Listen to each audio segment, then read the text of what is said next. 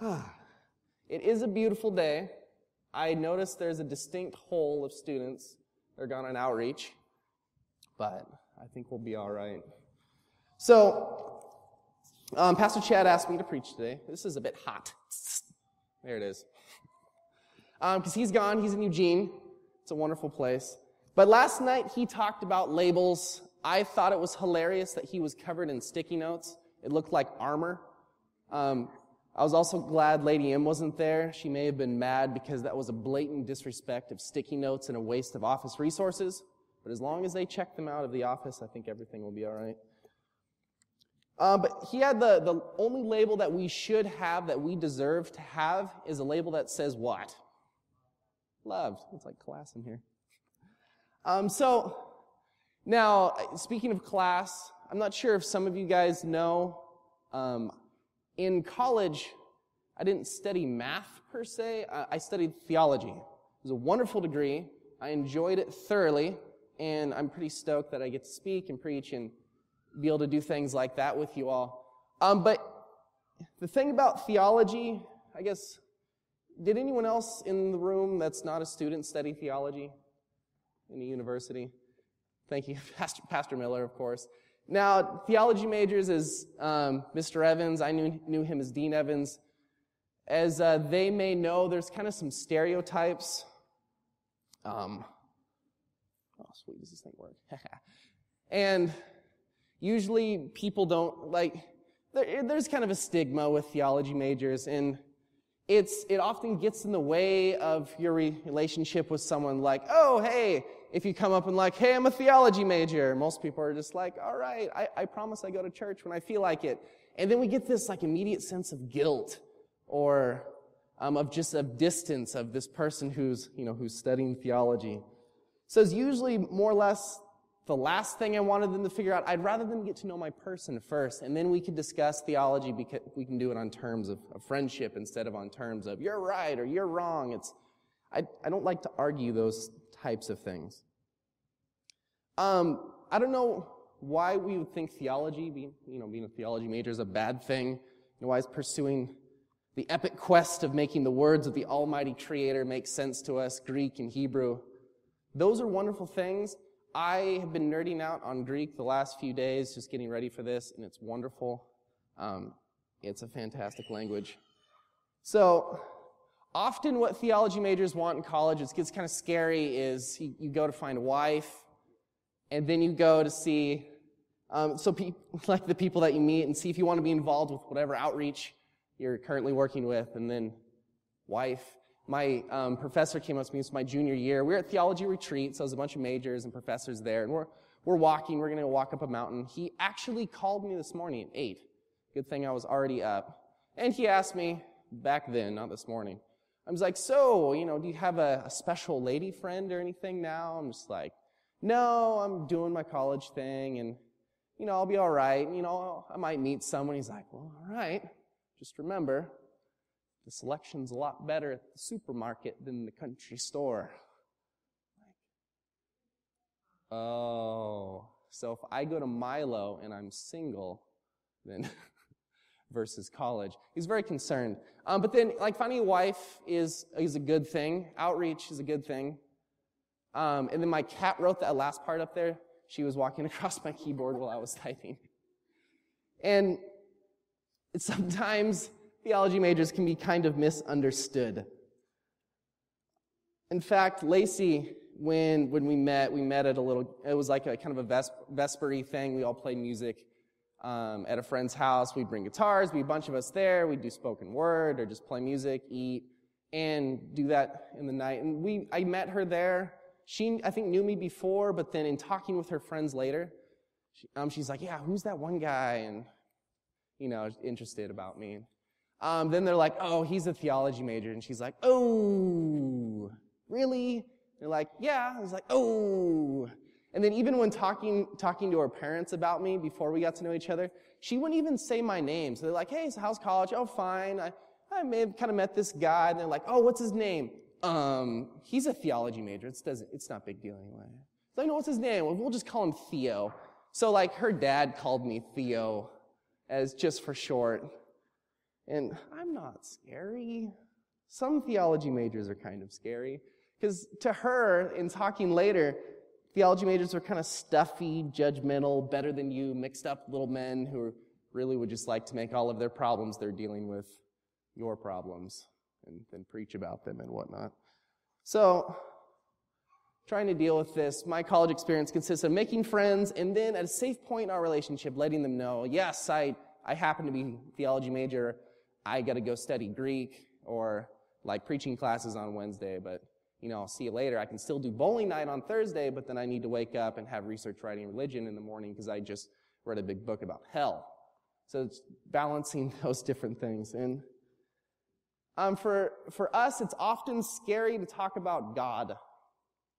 He's a mystery, or to think that you know something about God, to say that you have any insight to the will of God. It's a scary thing, and I'll be honest, I am very timid because we all have such different interactions, different views of God. We all have met people that have told us things about God, some things that are wonderful. Some of us have met people that they've told us things about God. That's hilarious. Told us things about God that are wrong, that are scary, that are bad, and trying to balance these things. So, one of my favorite texts in the Bible is Luke 1:78. We're back to him. Luke 76 through 79, I think I go. And this is a text before Jesus has gotten here. This is a text where Zechariah is finally super stoked that they're going to have a baby boy. And he gets really excited that he goes into verse. He just gets excited. He starts making a little song.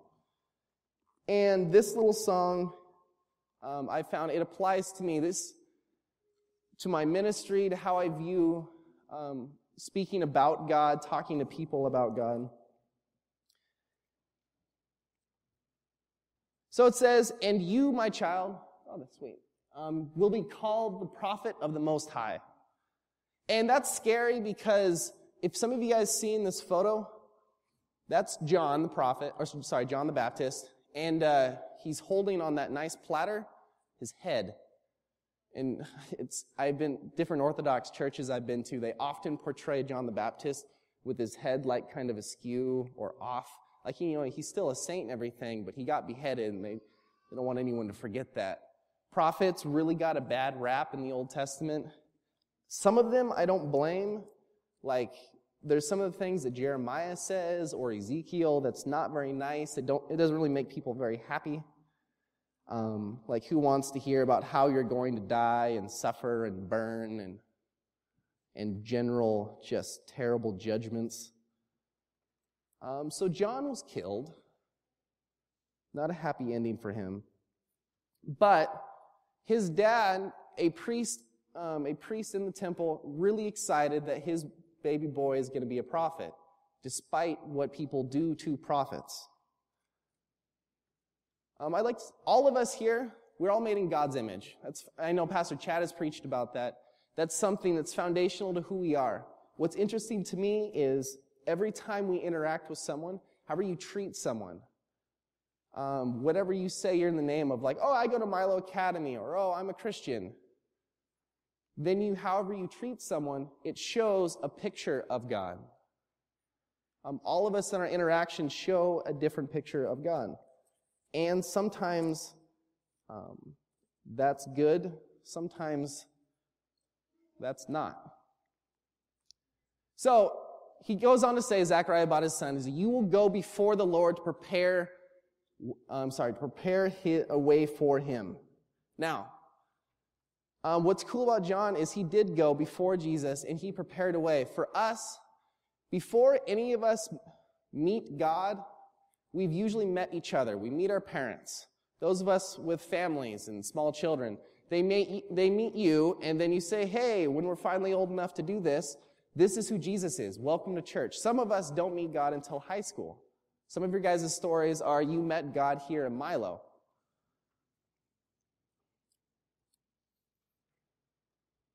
And even before that, so we have these influences about our thoughts of God. And how we treat people around us teaches them what we think about God.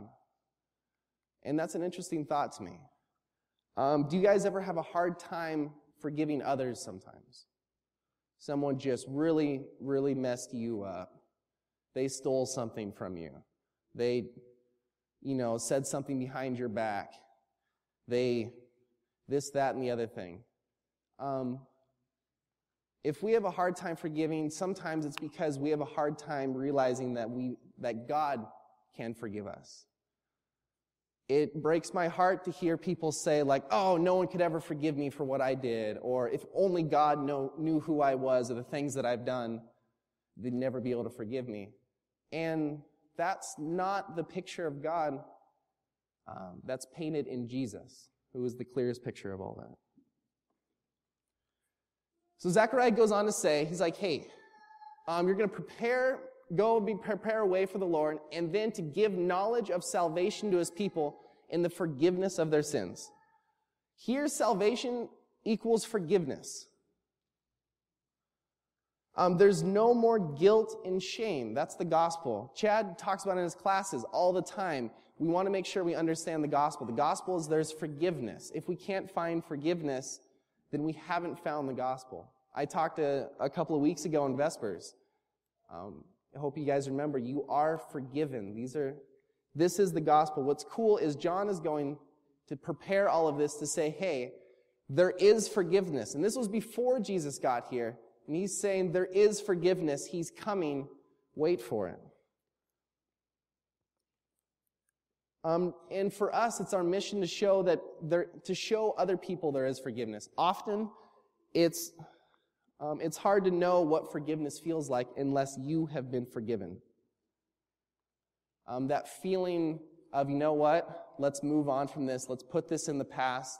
We can be friends. I can forgive you.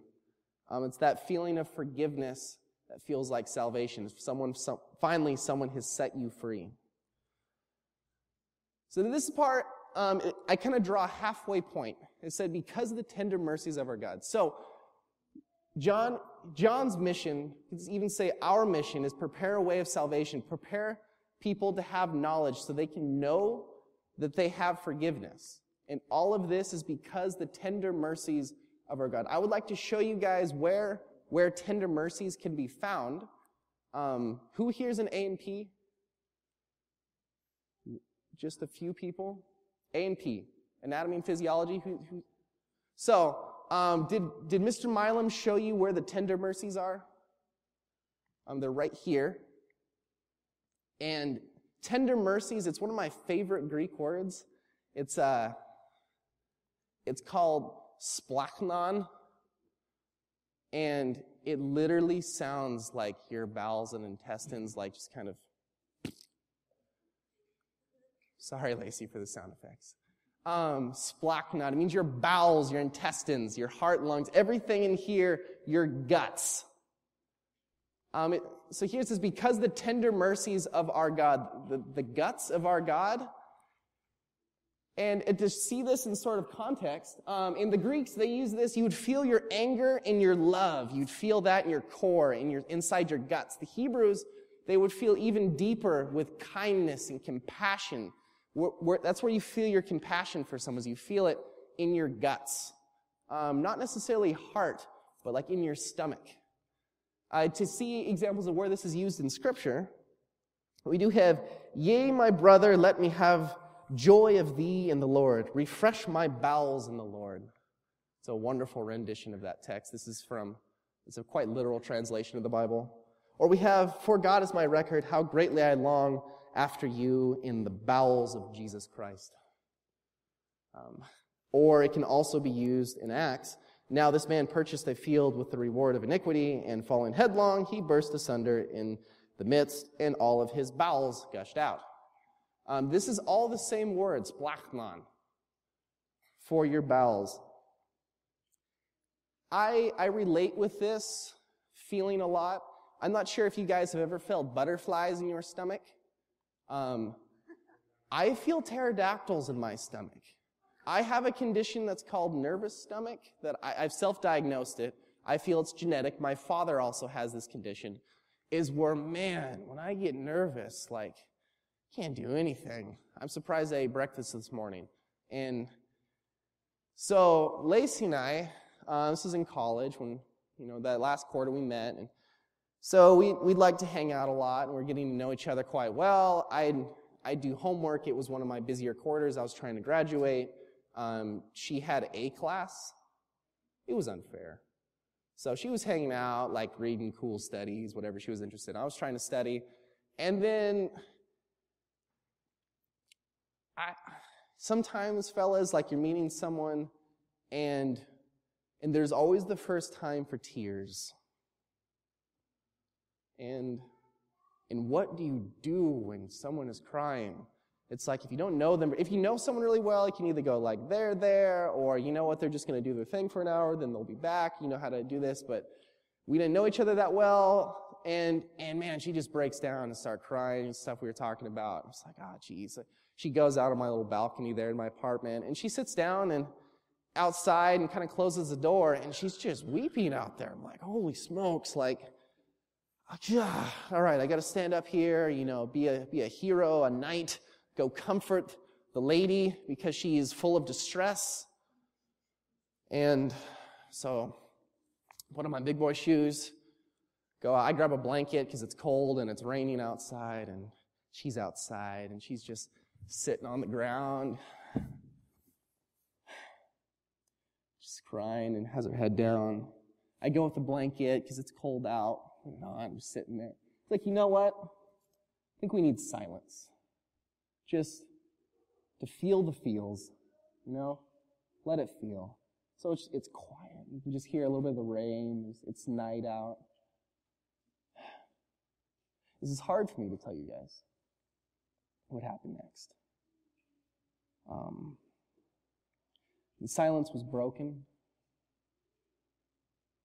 And there's also a first time in relationship for things.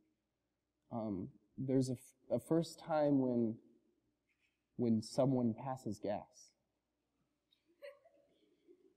Yes. And I passed gas. It was so loud. Now, there's sometimes when you can mistake it like, oh man, that was totally the cat, right? Barking spider. And it's not funny. Lacey was at the bottom of her emotional pit, and this happens. It surprised me so much. It came out of nowhere. I was terrified. I don't do good with surprises or being scared. And it scared me so bad. I got so nervous. I went back inside, closed the door, was trying to maintain composure. I walked quickly over to the bathroom, and I threw up. Puked my guts out. I wasn't sick. That wasn't the reason. I came back, and I brushed my teeth real quick, tried to cover up. I came back, and, hey, Lacey, how you doing? She's like, how are you doing? Did you just throw up? She can always see straight through me. I can't hide anything. I'm like, yeah. And you know what? She makes me so nervous sometimes. When we were long distance, we were talking. This is on the phone. We were 1,000 miles away from each other. And all of a sudden, she's like, so marriage. Boom. First time we really said the M word is we kind of danced around it, and she's like, drop that bomb. Lacey, can I call you back? Yeah, fine, whatever. It made me so nervous. And then I called her back, and of course, did you just throw up? Yes. The deepest things you feel in your life for love, compassion, anger. I haven't ever angry puked before. But you feel that in your stomach. My dad, when he asked my mom out on their first date, in the bushes. And this word is so appropriate. And they also use it in Hebrew, too. I don't know where we lost it in our English language. But we've turned this word into tender mercies. But that's how deep this word feels.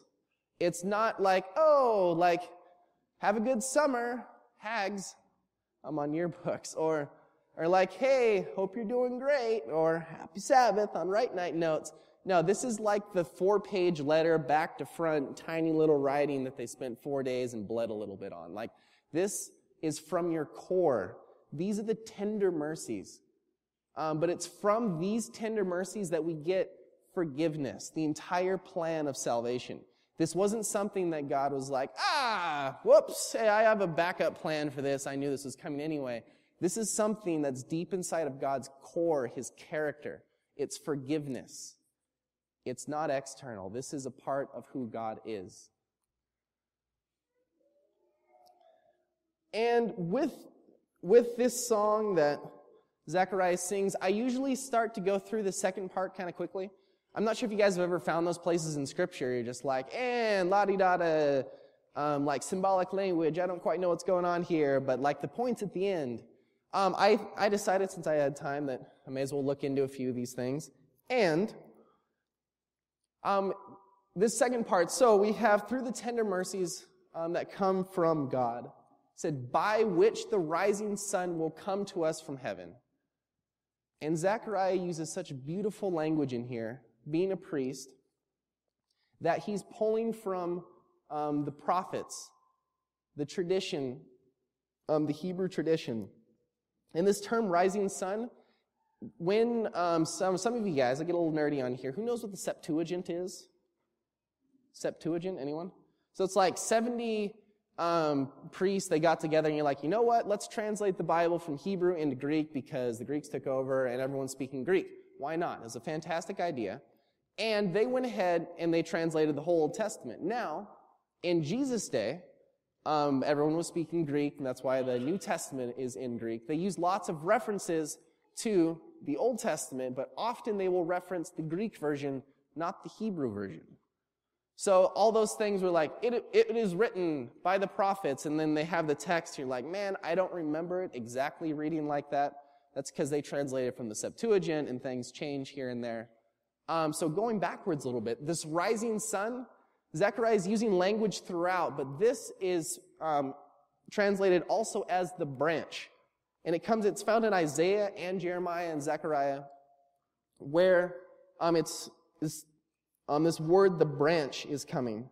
They tell about this branch that will grow out of the line of David, and it'll be called the Lord of Righteousness, in Jesus. So, as he's making this song about John the Baptist, he goes through and says, this Jesus, it's coming from God, who, part of his character is those tender mercies, it's forgiveness.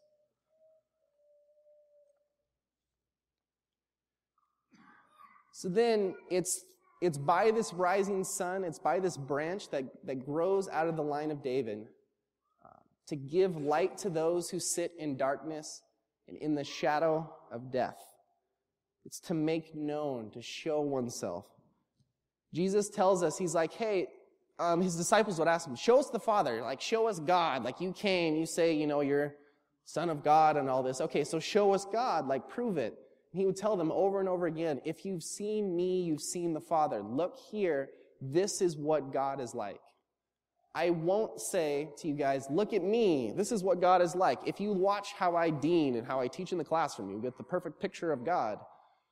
No, I have a feeling he's much more patient, understanding, forgiving, and all the different areas that I like. Jesus is the only one that can say, hey, look to me, look to my story, look to what happened. This is what God looks like. It's not, I don't care what someone else told you. I don't care what, someone yelled at you, what some teacher said to you once, or a pastor that came up to you, what your friends told you. That's not who I am. They may have been pointing you here, but they point you to me, Jesus. That's what I am like.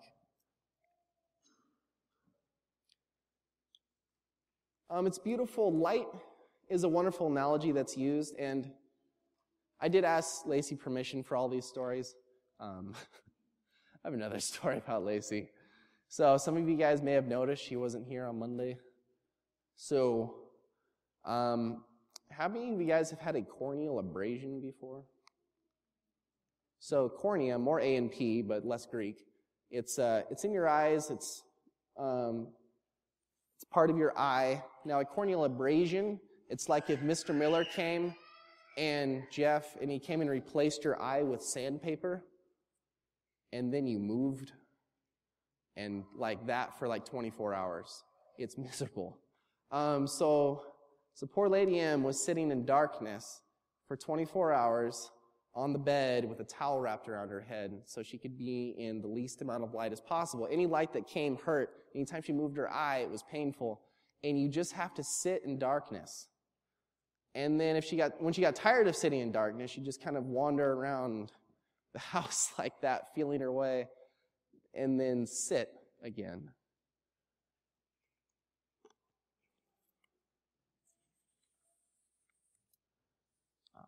Light came slowly, but when you have to sit in darkness, you're helpless. The shadow of death. It's this place in life that some of you guys have been, some of you guys have talked about.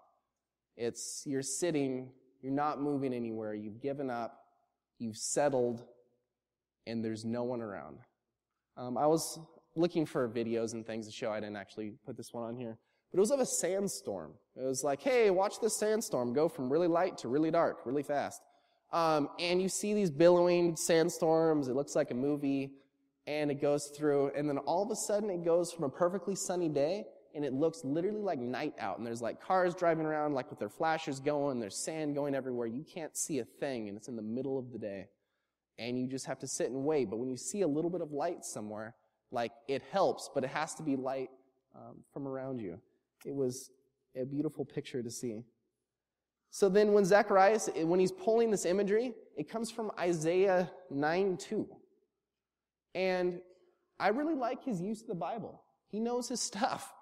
He talks specifically about Galilee, the region that Jesus was going to come into. He says, but in the latter time, he's made glorious the way of the sea, the land beyond Jordan, Galilee of the nations. The people who walked in darkness have seen a great light. Those who dealt in the land of deep darkness, on them a light has shone. It says this is where this light's coming. And with this, it's to guide our feet into the way of peace. So, I was in college, and it was Halloween. Couldn't remember if I told this story here. Usually when you get a bunch of people together, like a bunch of your friends, and you usually do something dumb. This happened.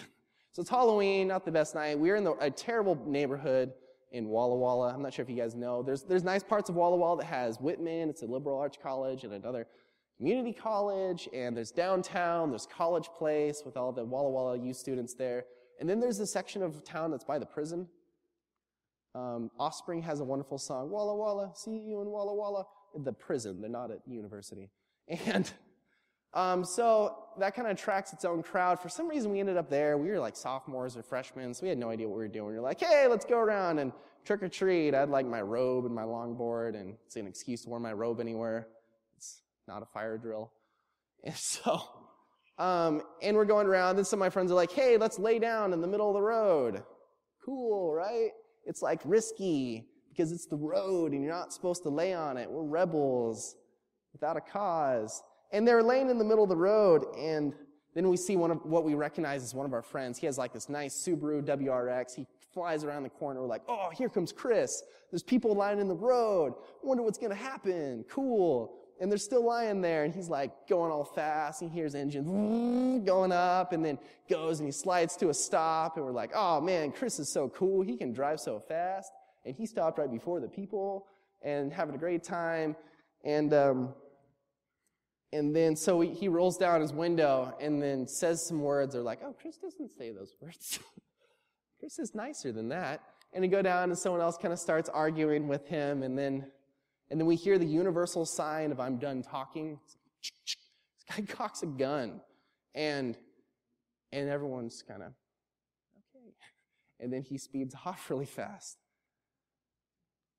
This last part of the text, to guide your feet onto the way of peace, onto the path of peace, The road of peace. You don't sit on the road. You were sitting in darkness, and then you don't sit on the road. It's somewhere where you go, you can lead people. It's a life. It's a walk with Jesus. We sit in church, or we say, hey, everything's fine, but it's a way of peace. It's showing other people that everything you do in your life is influenced by the fact that you've been forgiven. You can forgive because you've experienced this. I'd like to say we are prophets. We are people who can speak about the will of God, about what God has done in our own lives. We have been forgiven, and we know that. So people will often meet other people before they meet God. How we treat them, or how we were treated, prepares you for the most special truth in the universe, the fact that there is forgiveness. Rob Bell, when speaking, he tells a story of one of his church members it was just this lady. He sat down with coffee, and they were meeting and talking. She's like, man, I hate the church, and like everything the church has done, and like I hate religion, I hate God. And then he asked her a simple question. He's like, what was their name? What was the person that came up to you and was terrible? Some people, they find God and they say, hey, it was because of teacher. It was because of friend in high school that stayed with me up all night with me. It was because of these things. People often meet other people before God, and they see that version, or they see what we think, what we believe about God. So, if how we treat them prepares them for the gospel, the good news of forgiveness, and this comes from the deepest place in God's character. It's from this place that mercy and forgiveness, that Jesus, from there, was sent to us. And then he was sent to us to make this forgiveness known. Milo is an institution to make that forgiveness known. We hope that with our interactions with you guys find the gospel. You find Jesus. You find a life that has forgiveness, that leads you to peace. And I know for a lot of us, Christ found us and led us out of darkness, sitting there in helplessness, so that we can get on the path of peace with everyone else.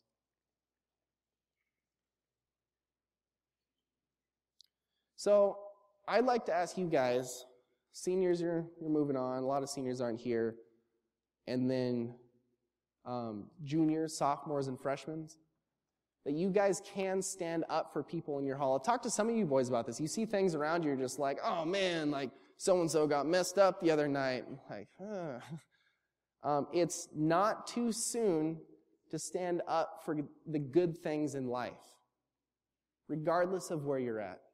To say, to have love, to have forgiveness, to show other people peace in their own lives.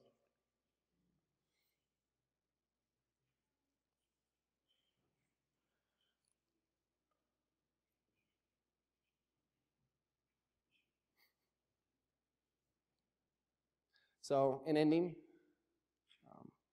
I'd like to tell you guys that God has sent his peace to us. He's given a light to our confusion, our anger, our pain, that shadow of death that kind of hangs over us. I see some of you guys, sometimes you can see like there's a definite shadow, like what's going on, like we need to talk. Because I've seen you when you're not in a shadow before. There's a difference.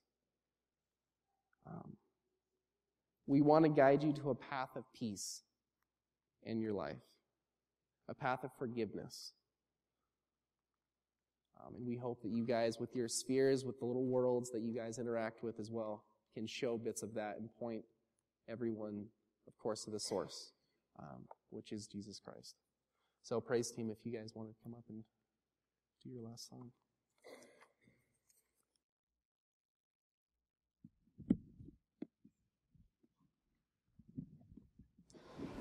Father, I do thank you for your tender mercies. That part of you that's so deep, so crucial to who you are, your character. Thank you for forgiveness. the plan of salvation that you've enacted and you've succeeded in and invited us into. So, Father, that I hope that we can forgive in the world, our different worlds of influence, our spheres around us, to show people and to guide them towards you in who you are. Thank you so much. Be with us this blessed Sabbath day. Amen.